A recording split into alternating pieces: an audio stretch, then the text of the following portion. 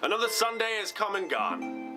And the 5th episode of the 7th season, that's right, the 7th season, I know it's the 7th season now and not the final season. The 5th episode of the 7th season is in the books.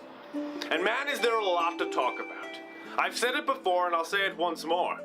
Bronn, Jaime, and Davos are 3 of my all-time favorite characters, and this episode featured them heavily, and I was thrilled. There's only 2 episodes left of this season, and those episodes are very much ready to deliver extraordinary things thanks to this very episode. I'll start with Bronn and Jaime. Bronn and Jaime are back in King's Landing, and Cersei she is some sort of frightening, especially to me, a man who is in love with Jaime Lannister. I am terrified of what her plans are. Bronn sets up a secret meeting with Tyrion and Jaime, without Jaime knowing, in the dungeons where the dragons are held. The first time they're seeing each other since Jaime helped him escape after he killed their father. Jaime is whatever, but he's a man of smarts, a man of intelligence, and he takes the words from Tyrion to Cersei. Cersei, who is just becoming the scariest person. She promptly lets Jaime know that she already knew about this secret meeting, and that she thinks Bronn should be killed or punished in some way, which again scared the shit out of me. But I don't know if that's gonna happen. I still very much believe in my theory of Bronn freeing the Sand Snakes. But anyway, Jaime is then convinced that Cersei is pregnant with their child, and she's going to declare to the world that it is his, and that they are the parents of this new heir to the throne. And Jaime loves that. Jaime loves being a father. There's a part of Jaime that truly wants to be normal and have a family and just live out his days. I do not believe Cersei is pregnant. I believe she is convincing him that she is to get her way. And when they embraced and they hugged and Jaime was like, oh, I'm going to be a papa again. And Cersei was like, yes, yes, yes, but if you betray me again, I'll kill you.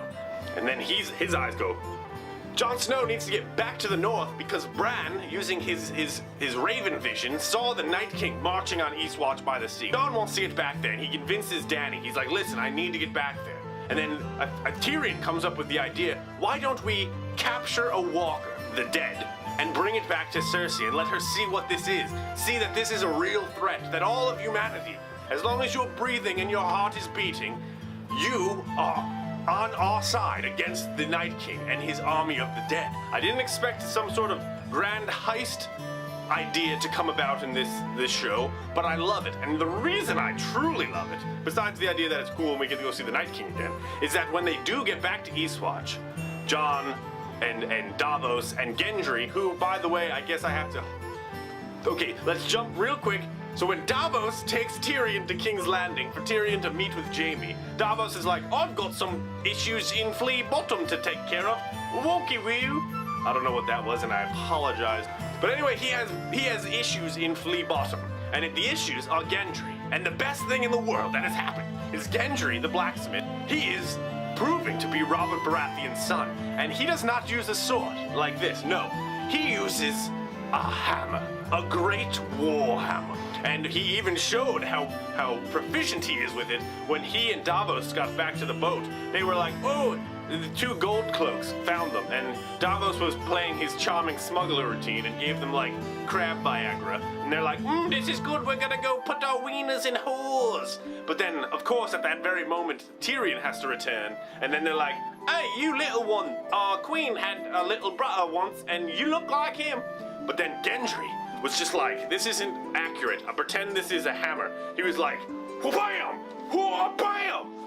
And he took out these 2 gold cloaks in a brutal display of proficiency with a warhammer, only known to the Baratheon bloodline. He truly is Robert Addy's son. Mark Addy, Robert Baratheon. I'm mixing up the actor and the character, but it doesn't matter. Still Standing is a good show. I stand by it. I don't know why I said that, but it's true. Jon, Davos, and Gendry, along with, I gotta go back to this one. Jorah Mormont returns to Dragonstone and says, hello, what's up? My eczema's cleaned up. I've got beautiful skin. Look at this, proactive is working. I'm gorgeous again. Just let me serve you. Let me go get one of those walkers. And then Jon goes too. So it's Jon, Davos, Jorah, and Gendry, and they go up north to Eastwatch, where Tormund Giantsbane is in control. So then we have Tormund Giantsbane, that's 5, and then he's like, oh, listen, it's weird. Oh, how does he talk? He's like, oh yeah, it's weird.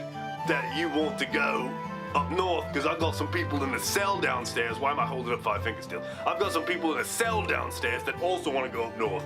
You want to see them? And Jon's like, oh yeah, totally, I totally want to see them. Oh man, all these voices are really messing with my voice that I do for the show. And guess who's in the jail? I guess this is my voice now. And guess who's in the jail? It's the Hound, it's Beric Dondarrion, and Thoros of Myr.